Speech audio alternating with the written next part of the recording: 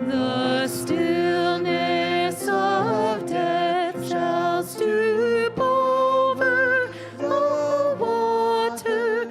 The plovers sweep low where the pale streamlets falter. But deep in the earth clod, the black seed is living.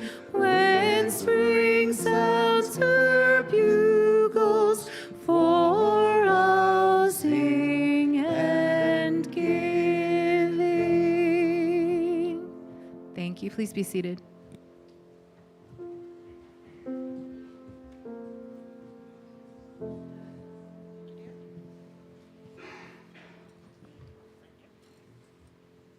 Good morning, friends. It is now our time for all ages. If there are any children present that want to come up, now is your chance.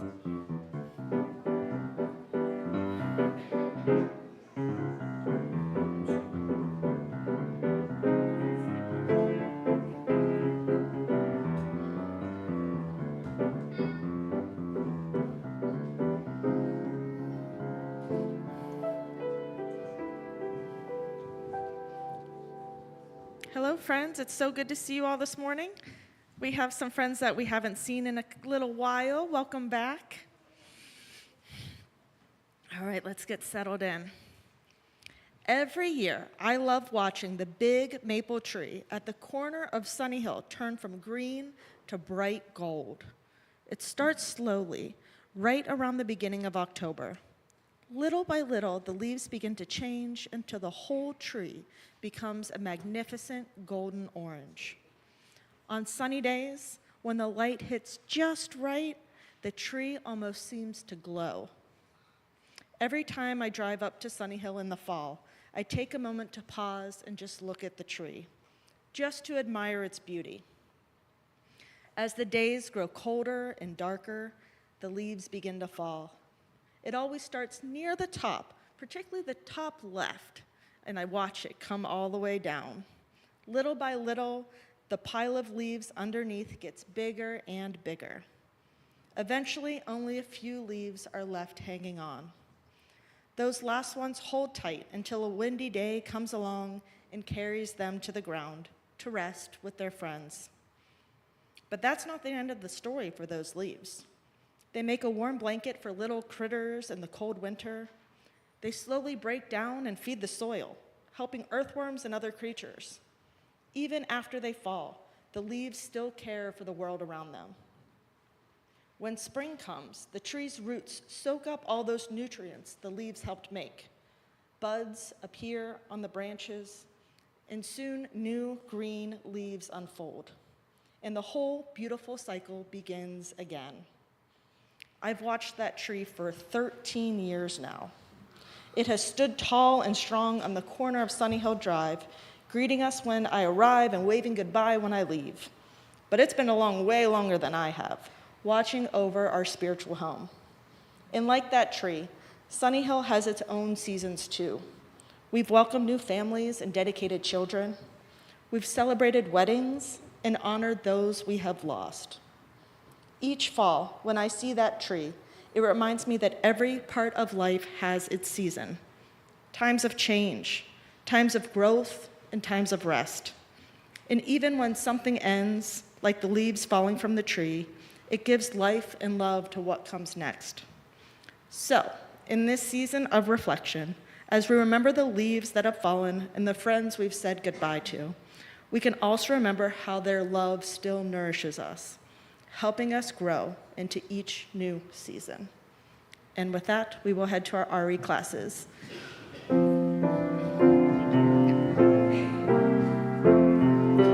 As you go, may joy surround you. As you go, go in peace. Know our love is with you always. As you go, as you go, as you go, may joy surround you. As you go, go in peace. Know our love is with you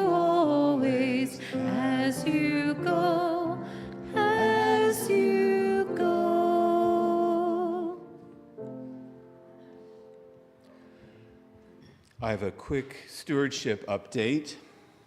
First of all, thank you to everyone who has made their pledge to support our Sunnyhill operating budget for the 2026 year. So far, we have received pledges totaling $505,000, which is 83% of our goal of $610,000.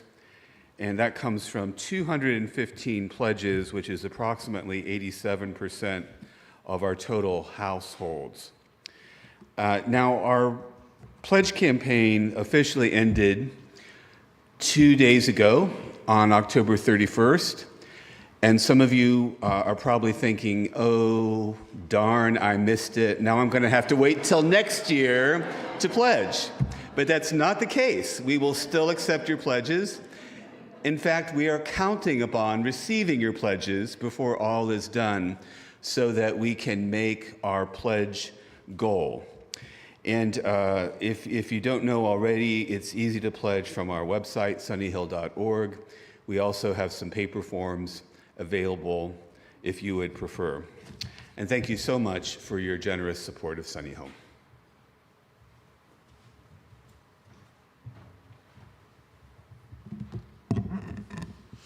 Our Share the Plate beneficiary for the month of November is the Greater Pittsburgh Community Food Bank, whose mission is to ensure that anyone who needs a healthy meal can get one. The food bank provides food and meals to individuals and organizations in 11 counties in southwest Pennsylvania. With the current federal government shutdown, more than 2 million Pennsylvanians have lost food assistance benefits through the SNAP program, creating a crisis for people in need. Supporting the food bank is more important now than ever before. You can make a gift online on our website or by text at 412-324-3130. We'll be passing our offering baskets for cash and checks in just a moment. If you're writing a check, please make it out to UUCSH and put Share the Plate in the memo line. Thank you.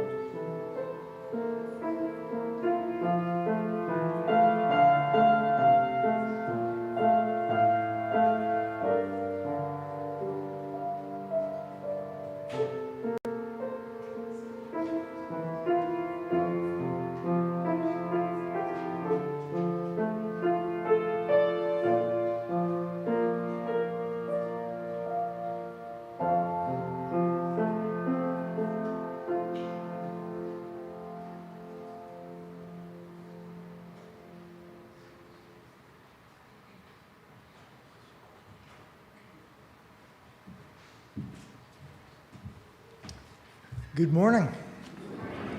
I'm Jonathan Murray, and I'm the intern minister for this congregation. As an intern, I participate in meetings of the Sunnyhill Pastoral Care Team, whose mission is to support members of the congregation going through difficult and challenging times. Each week at this time, we share joys and sorrows submitted by members. You may submit a joy or sorrow online at sunnyhill.org or by filling out a form located in our foyer. After each joy or sorrow that I share, please respond by saying, "We hold you in our hearts." A sorrow from Cody, Clara, Rory, and Theo Underwood. We laid to rest our young 4-year-old cat, Clover, last week. She was so sweet and so loved by our family. She was also the second cat we've lost to aggressive cancer in the past 4 years. We're grateful for our time with her and so sad that this time was cut short. To Cody, Clara, Rory, and Theo Underwood, we hold you in our hearts. A joy and sorrow from Alden Matthews McGee. After 15 years of struggling with a chronic illness, I'm preparing for a partial hysterectomy in early December. While I'm at peace with my decision, please send your good vibes as I recover from surgery and transition to this next chapter in life. And a huge shout out to my partner Keegan for supporting me and our kids through recovery. To Alden, we hold you in our hearts. A joy from Jean Furlan. Today is Larry Comden's 88th birthday.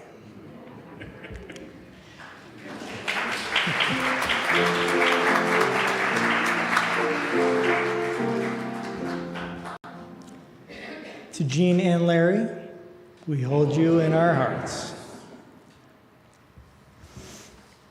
A joy from Janie Elliott. A huge thank you to all who helped make the Sunnyhill Pumpkin Patch a success. We sold over $28,000 in pumpkins this year, a new record. There are many people who went the extra mile and responded every time I sent a desperate email asking for help. Mark your calendars now. Pumpkins arrive on October 10th, 2026, and we'll be getting a full truckload again. And a huge thank you to Janie Elliott for all the time, love, and attention she gives to the Sunnyhill Pumpkin Patch every year. We couldn't do this without you. There are a lot of pie pumpkins left in the patch.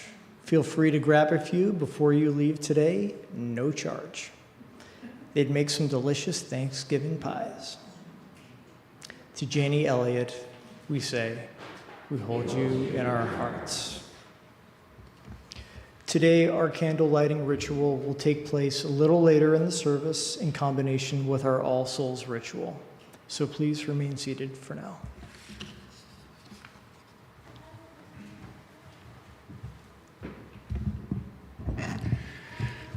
In the Christian tradition, All Saints' Day and All Souls' Day have been celebrated on November 1st and 2nd, respectively, since the late Middle Ages.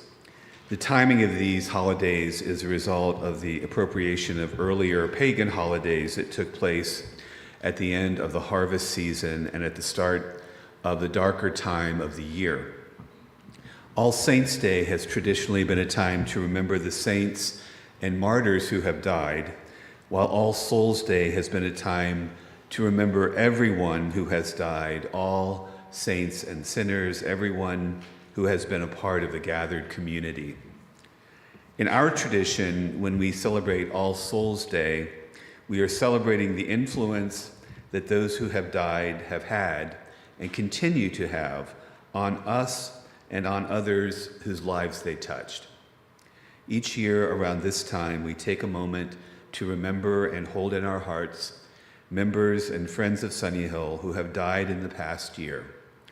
We also give people an opportunity to remember and put forth the names of any family members or friends who have died, either this year or in the more distant past, so that we might all honor their lives and their memories. In the past year, the following members and friends of our congregation passed away: Harriet Marr, a founding member of this congregation whose family memorialized her life in a private service. Jean Lewin, Sunnyhill member and mother of Sunnyhill member Melissa Cashlin and grandmother to Melissa's children. Richard Brady, beloved husband of Sunnyhill member Joe Barker. We have also been asked to remember the following friends and family members of congregants, some of whom died in the past year and some of whom died in the more distant past, but are still very much in the hearts and minds of their loved ones. I will read this list of names. It is somewhat lengthy, and I apologize in advance for any names that I might mispronounce. We've been asked to remember Evelyn Barkes, mother of Kevin Barkes, Pat Feshy, a good friend for 60-plus years of Susan Bailey, Melanie Smith, close friend of 40 years of Wendy Bell, Craig, husband of Susan Beveridge, VJ, husband of Shelley Chondok, Regina Hilton Rock, mother of Keaton Christian, Bob Clevenger, husband of Amanda Clevenger and father of Maya Clevenger, Carolyn Fitzgerald Schaefer, sister of Betty Luff, Murch King, friend of John and Betty Luff and others, Charlie Cook, husband of Pam Cook, Carol Carl, mother of Adrian Gerber, U.S. Air Force Staff Sergeant John Victor Kunich, father of Jonna Gravitt, David J. Humphreys, father of Helen Humphreys, Joseph Goritz, uncle of B.K. Kosmak, Andrew Kosmak, father of B.K., Lisa Shearholtz, aunt of Francisca Lang, Dr. Ramadan Badri Hussein, son-in-law, father of the grandchildren of Rosalind Mulholland, Robert and Marilyn Mulholland, parents of Rosalind Mulholland, Nancy Ballantyne Brooks, cousin of Nancy Marshall, Barb, wife of Denny McCracken, Robin Turner, mother of Alden Matthews McGee, Carolyn, sister of Susan McCarthy, Karen Zoller, good friend of Nanette Miller and others, Gillian Ballman, dear friend of Francisca and Will, Abby Cronenberg, dear friend of Francisca and Will, Mike McGuire, brother-in-law of Will Page, Richard, son of Anne Payne Reeves, Joyce Goria, mother of Melissa Porter, Shirley Goria, grandmother of Melissa Porter, Jeffrey Goria, uncle of Melissa Porter, Sister Coletta Adelsberg, first grade teacher of Joe Shaughnessy, Greg Swenson, nephew of Christine Simsick, Nancy Hausair, grandmother of Samantha Smith, Tom Sontag and Mary Sontag, father and mother of Mary Jo Sontag, Barbara and Steve Brzezinski, mother and father of Judy Spiegel, Cindy Porter, friend of Aaron Sukar, Jonathan Terrell, Donna Cohan Terrell, David Terrell, brother, mother, and father of Susan Terrell, Ruth Garrett Vague and Elmer Vague, mother and father of Ellen Vague. If there are others that you would like us to remember today, I ask you to call out their names now. We'll move from the right side of the sanctuary to the left. As my hand passes by you, please feel free to call out the name of someone lost and remembered. Starting over here. Ethel Johnston, Helen Leininger and Barbara Price. Victor Bettis, and Betty Bodell. Nancy Bowler, and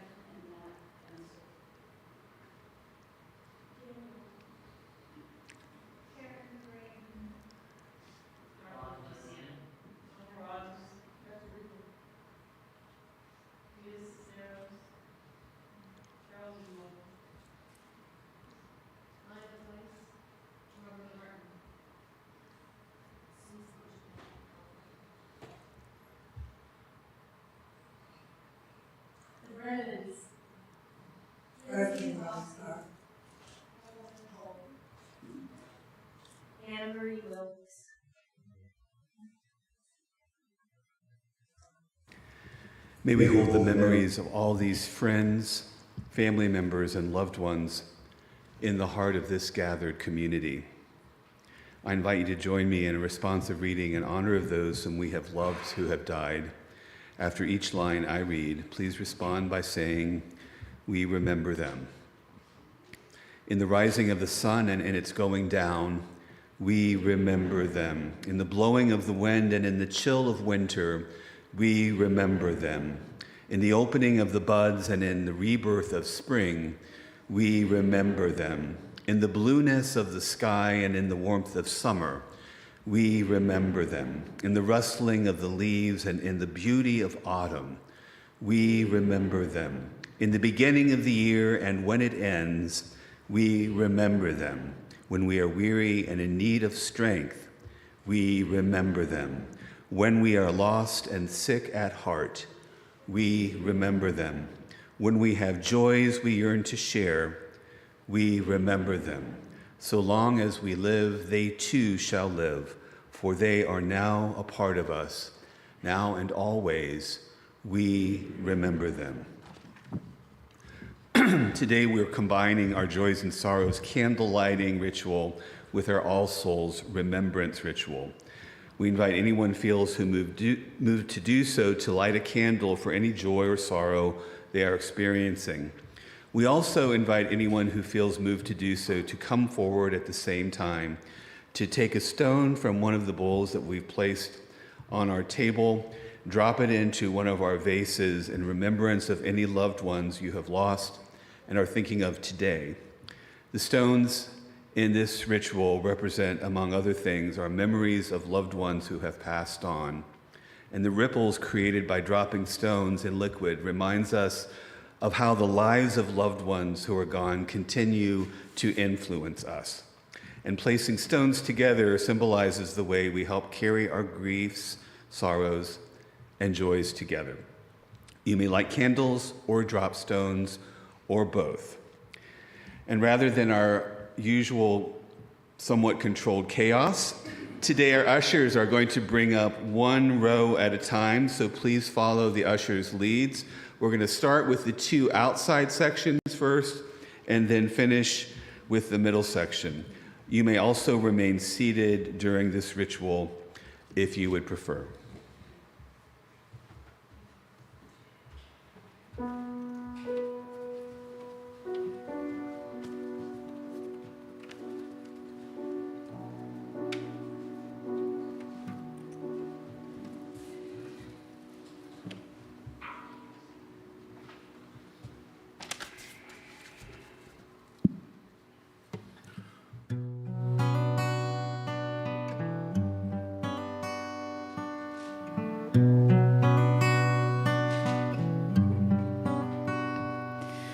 In the rising of the sun, we remember.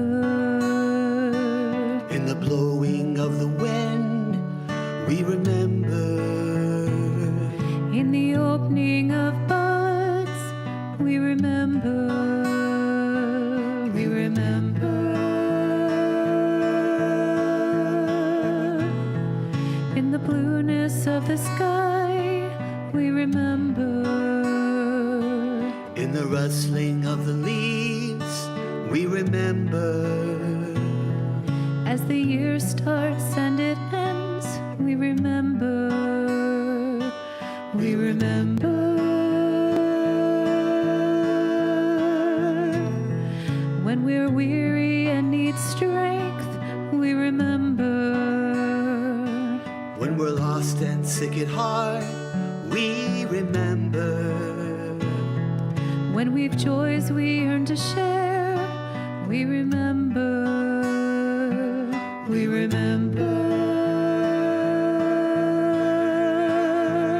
So long as we live, they too shall live. They are now a part of us. They are now a part of us.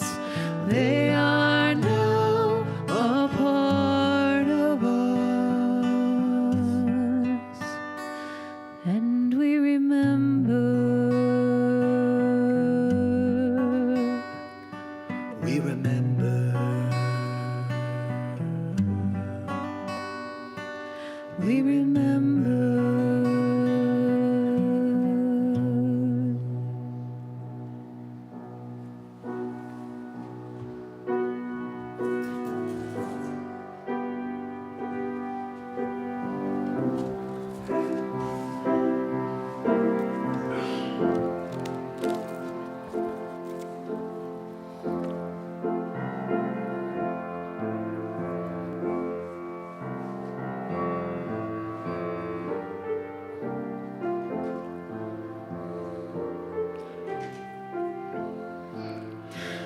Listen more often to things than to beings.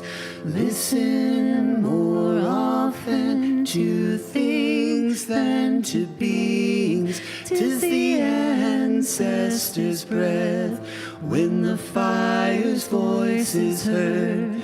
'Tis the ancestors' breath in the voice of the waters.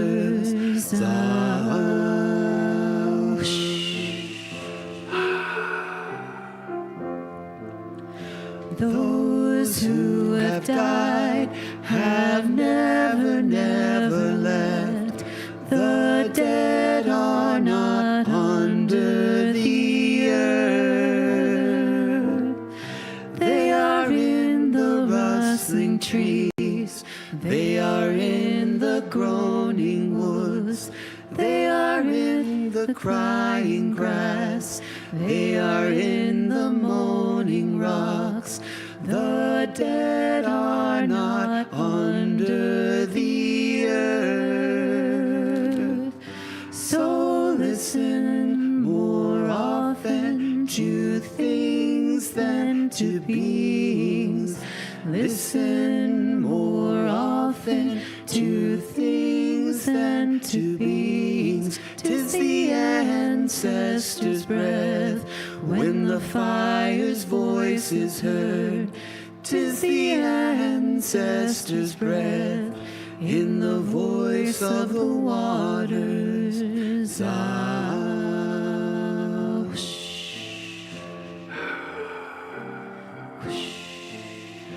Those who have died have never, never left.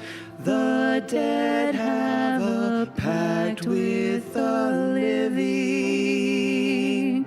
They are in the woman's breast. They are in the wailing child.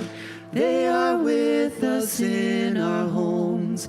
They are with us in this crowd. The dead have a pact with the living. So listen more often to things than to beings.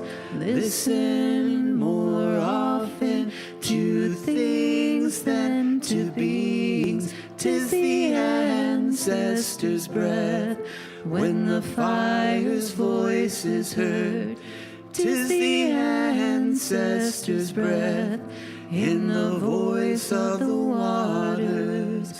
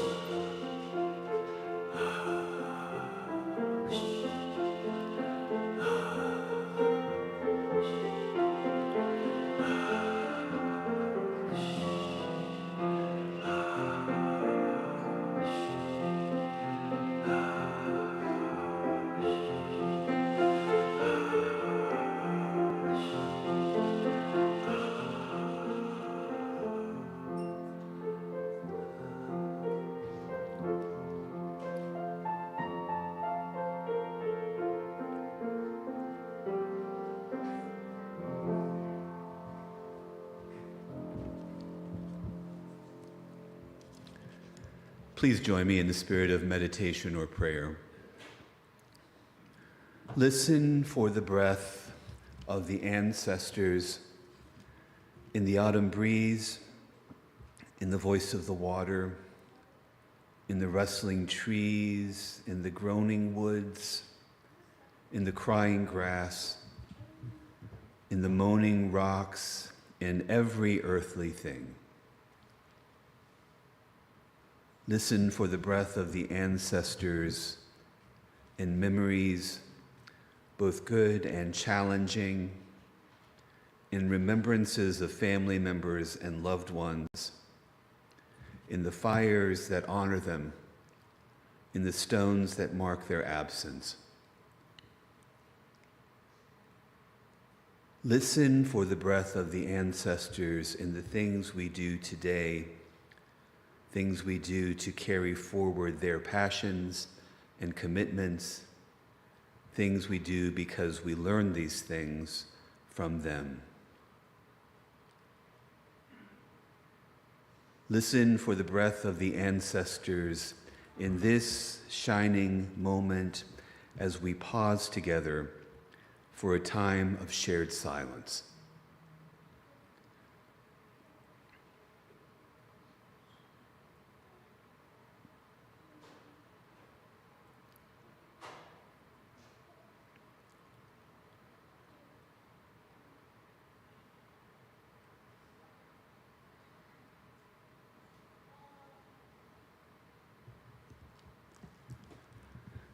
Listen for the breath of the ancestors and remember, so long as we live, they too shall live, for they are now a part of us. Now and always we remember. Amen.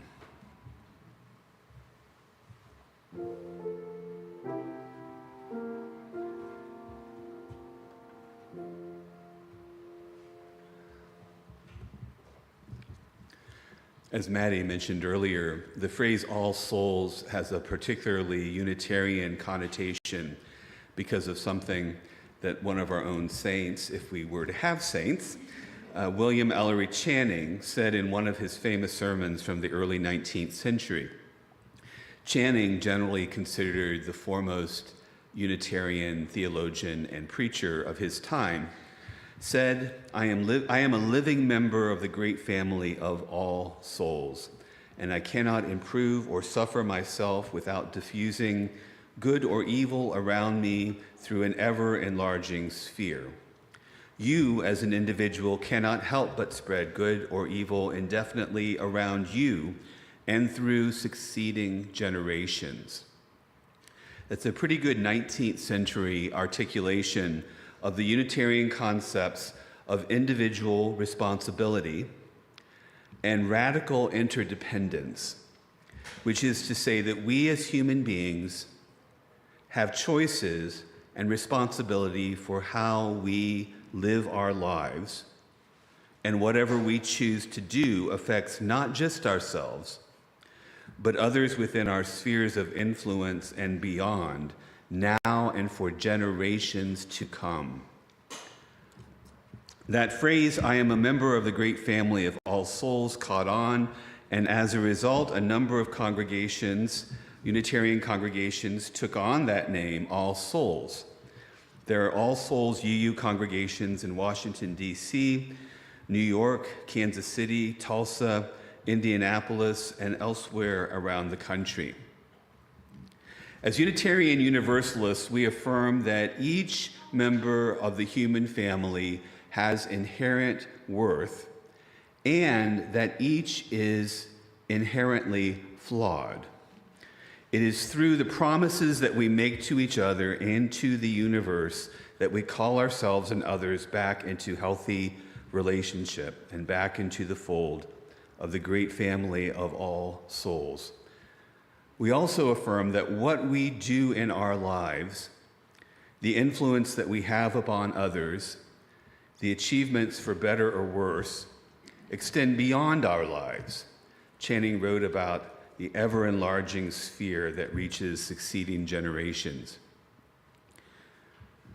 For the past several years, I've taught a class called Planning Your Own Memorial Service, which I will offer again this spring.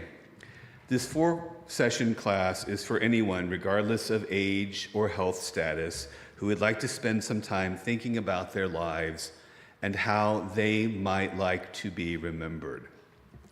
The tone of this class is celebratory rather than maudlin in nature, and while tears are sometimes shed during our sessions, laughter is much more common than crying. One of the exercises we do in this class is to discuss funerals or memorial services that we've been to that we did not like for one reason or another. It turns out that pretty much everyone has gone to a funeral that they absolutely hated.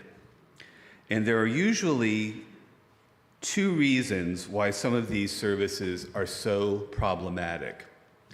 The first is that these services can often seem completely impersonal, with little or nothing to do with the life of the person who has died.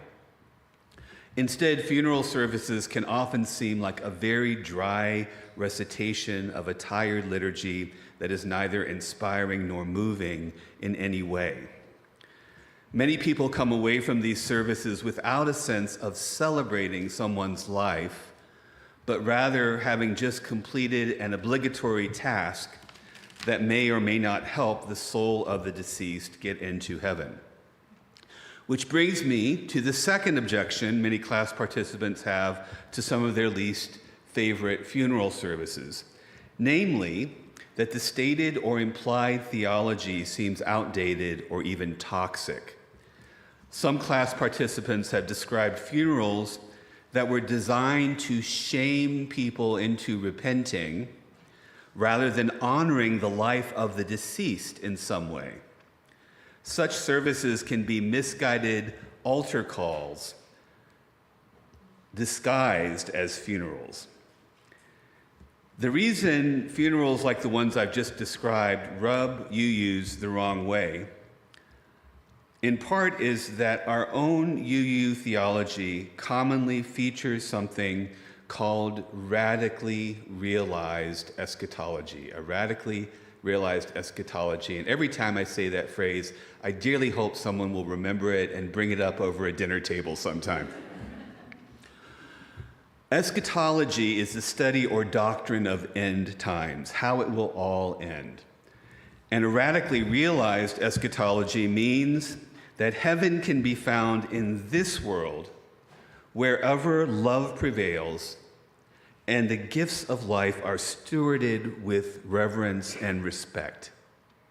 In other words, it is up to us to create and recognize whatever heaven might exist here and now in this world. It's what many spiritual leaders, including Jesus, meant when he said the kingdom of God is at hand. For Jesus, the good news is not about some promise of salvation in the afterlife. It is about the here and now and what can happen in the here and now if we are awake to it. And other traditions have similar teachings, from Hinduism to Buddhism to Islam to others. This theological stance, in the words of contemporary UU theologian Rebecca Parker, holds promise especially for those who have found idealistic belief in progress too fragile a foundation for sustained social activism. And historically, this has been one of the shortcomings of religious liberalism and humanism. We tend idealistically to place entirely too much faith in human progress. As we have seen lately, human progress is not inevitable, and it does not proceed in a straight line onward and upward forever. So it might be good to ground ourselves in something other than our own ability to reason and our hope that science and technology will someday solve all of our problems. It begins, Parker continues, with affirming that we are already standing on holy ground. This earth and none other is a garden of beauty, a place of life. Neglecting it for some other imagined better place will be a self-fulfilling prophecy. It will make earth a wasteland. There is no land promised to any of us other than the land already given, the world already here. So when we have a memorial service or funeral in our religious tradition, its purpose is not to check off liturgical boxes so that the loved one's soul might dwell in paradise.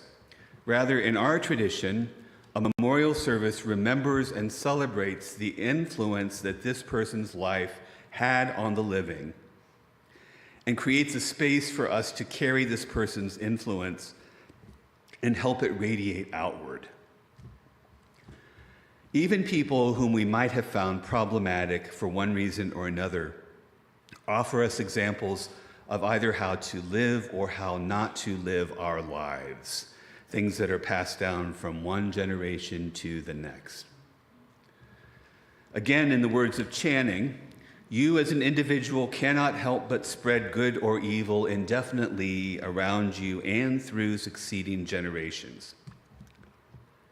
What we do, or fail to do, in this life has an impact here and now and through succeeding generations. And it is this real impact that we remember and memorialize as Unitarian Universalists. Some theologians have posited that all human beings were essentially evil or sinful. Others said that all humans were essentially good or saintly. Protestant reformers and later William Ellery Channing saw the importance of recognizing that all of us are both, that all of us are saints and sinners at the same time. This dual nature means that our ability to choose how we will behave, how we will live our lives is of great and lasting importance. The effects of our choices resonate far beyond the span of our own lives. To be clear, I do not want to take heaven away from anyone. If the promise of paradise in the afterlife helps us lead better lives, that is great. In fact, I hope that it does. But our primary focus cannot be on what happens or doesn't happen to our souls after we have died. Our focus needs to be on our lives and our actions here and now. Going back to Rebecca Parker, she writes, "We come to know this world as paradise when our hearts and souls are reborn through the arduous and tender task of living rightly with one another and the earth. This way of living is not utopian. It does not spring from the imagination of a better world, but from a profound embrace of this world. It brings hope home today, to this moment, and its possibilities for faithful love."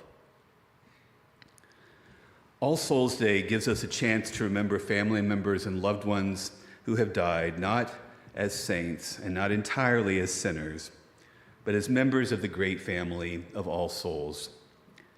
Remembering them is important even if it is sometimes painful, for it is in remembering that we are able to learn from their lives and to better understand their influence on our own lives and the tasks ahead of us here and now. As we celebrate this All Souls Day, I hope and pray we will do so in gratitude for the great gift of life that we have been given, and in remembrance of those who are gone, knowing that love endures beyond death, knowing that every human being who has ever lived has been simultaneously a saint and a sinner, knowing that all those who are remembered are forever members of the great family of all souls. May it be so. Amen. In the hymn we're about to sing, we hear the familiar words, "Through many dangers, toils, and snares, I have already come."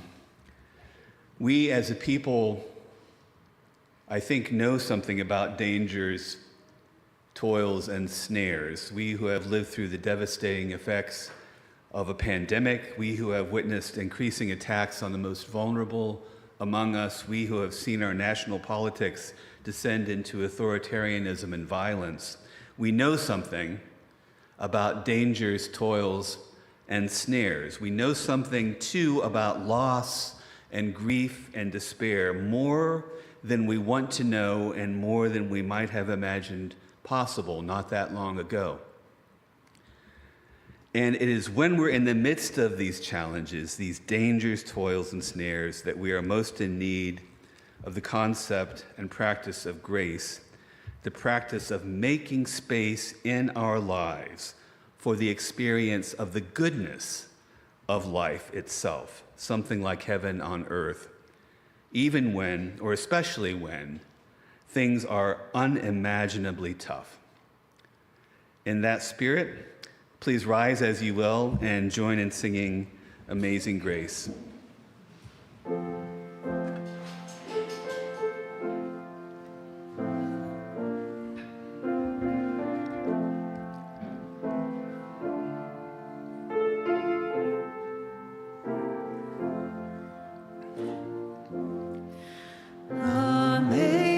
Amazing grace, how sweet the sound that saved a wretch like me. I once was lost, but now am found. Was blind, but now I see. 'Twas grace that taught my heart to fear, and grace my fears relieved. How precious did that grace appear, the hour I first believed. Through many dangers, toils, and snares, I have already come. 'Tis grace that brought me safe thus far, and grace will lead me home.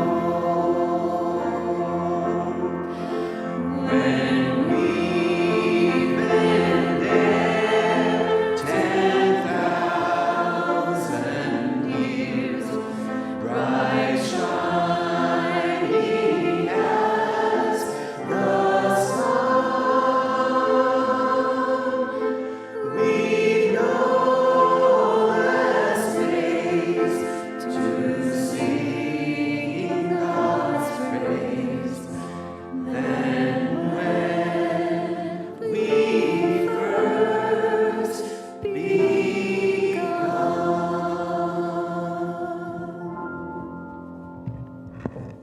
Please be seated.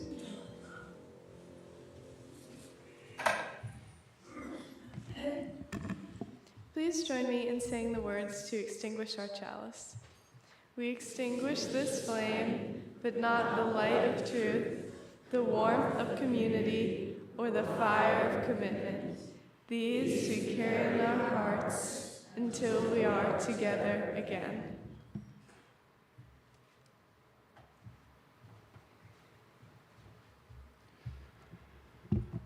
For those who came before us, we offer gratitude and thanks. May their memories be a blessing. May we feel surrounded by their love. As we go forth from this time and place, let us be inspired by their courage, their wisdom, and their dreams. Let us honor them by doing the work of living boldly, loving mightily, and creating heaven on earth. Go in peace.